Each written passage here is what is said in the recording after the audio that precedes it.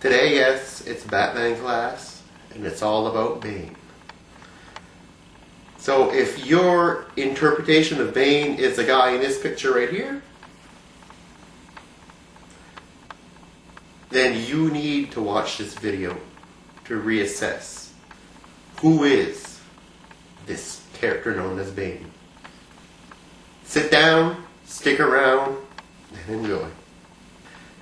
Bane first appeared, and his origin book is in a one-shot called Vengeance of Bane. In this we learned that a former, we don't really know what he was, because we still don't really know what the true origin of Bane's father.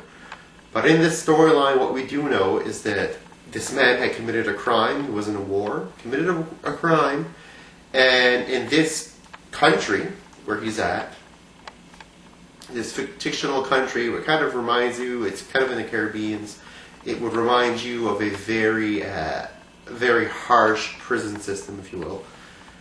Bane is basically in his mother's womb, if you will. He's a kid. He's not even born yet. So what happens is Bane is given, because his dad died, or supposedly died, Bane has to carry out the sentence of his father. So what happens is Bane's mother has him in the prison, in the infirmary, and from there on they raise him inside of the prison basically. In the infirmary for a while, his mother can't take it anymore, she kills herself, and then he's moved straight up with all the other inmates. So at about, 7, 8 years old, or 6 years old, whichever it was, Bane is moved up into the general criminal population. And all the people in this prison are serving very hard time. These aren't the people of a low security prison. This is the harsh prison. This is for all the murderers, the rapists, everybody. They're all in here. So Bane, as a child, is forced to live amongst these people for a crime he never even committed. Sentenced the day he was born. What happens is 3 people take an interest to Bane in the prison and kind of protect him, if you will. There's Trog, there's Zombie, and there's the Bird. And these are the names that these 3 people are known as. In a fight between Trog, which is one of Bane's friends, and another inmate, Bane is pushed over the balcony of the top of the prison, falls down, hits his head, and goes in a coma. During the coma, he has dreams of this individual which represents him in the future, basically telling him, you will grow up to be just like me, you will grow up to lead the masses, basically, don't give up, you will attain great power in an eventuality. Actually another side note here before I go too far. Bane, during his time in the prison as a kid, his only friend is a bear called Osito. That's what Spanish name for little bear is. And so he has the bear. And something's kind of funny about it is he hides a weapon inside of the bear. So even as a kid, at one point, he does kill somebody who tries to get too close to him and tries to do him harm. Anyways, fast forward back, he wakes out of the coma, he's not the same person anymore. He's as hard as a rock, he's bad, he's killing people. Now he's just freaking out all the time. So the warden decides he's not my problem, I'm going to take him, throw him in the hole and leave him there. And I don't want to see him again until he has hair on his chest. So they throw him in the hole, I think he said the age of 6 actually, now remember, 6 years old. He comes out of it at 16 years old, 10 years alone in the darkness. With only him and the rats and his greatest fear, which are bats. How could you guess that one? So he fears bats. Bane will eventually get out of the hole at 16, as opposed to being seen as a new person in the prison to pick on, he's seen as a hero because he survived that long. People start doing stuff for him. People start basically working for him. Eventually, the warden gets pissed off yet again, takes Bane, because he killed about 30 inmates, takes him, brings him back into solitary confinement. Meanwhile, we learn of an experimentation going on in the hospital, where the warden is using inmates with this doctor in order to develop this new serum to kind of have a super soldier, if you will. It's kind of like a, I don't want to say Captain America-ish, but it's kind of like along the same lines. They're testing a super soldier serum. and all the subjects die. And he tells the warden and says, do you have a subject you can bring me here that's not going to die in 3 days? Somebody that's big, strong, that can actually take these injections. And he said, you know what? I got just the man for you. In comes Bane.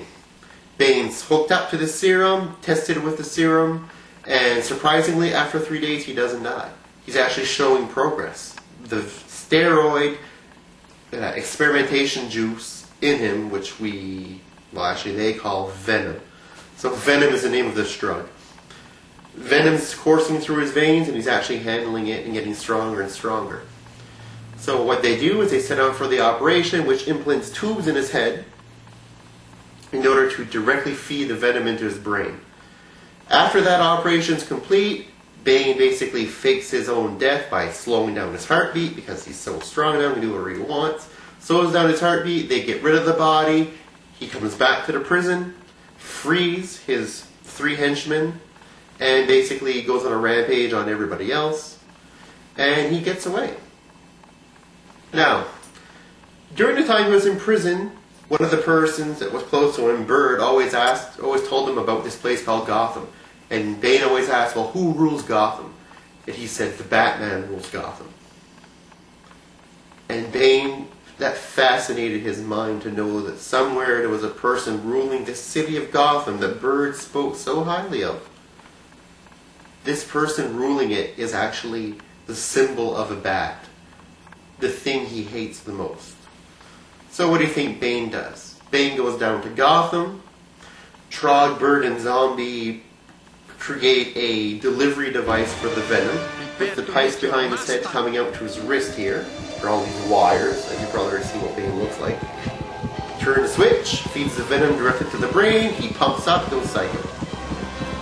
That's how basically Bane is born. Bane goes to Gotham in order to defeat the Batman.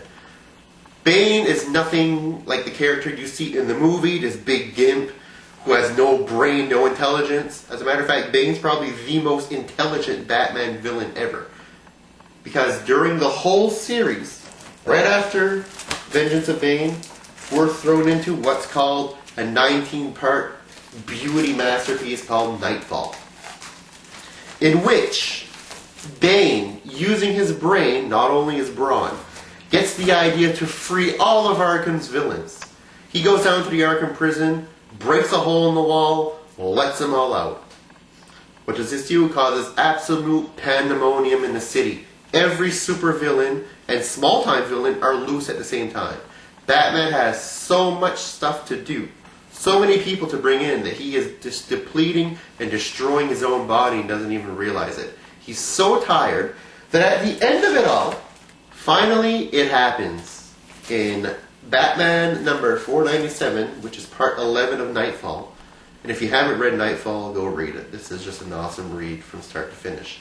Bane finally does what he said he'd do. He breaks the Batman. He breaks Batman's back. And not only does he break Batman's back, after he's done, in order to humiliate him and show Gotham that he runs the town now, he goes on top in Gotham Square, holding Batman over his head, beaten, bloodied, broken, paralyzed, telling the masses, this is your hero, this is the man who rules Gotham, now I rule Gotham, I took down Batman, I'm your new ruler, and throws him down into the crowd. Anyways, hope you enjoyed this first DC class, and if you haven't, go out, read Knightfall, read Vengeance of Bane, it's a great read. So until next time, take care guys. Later.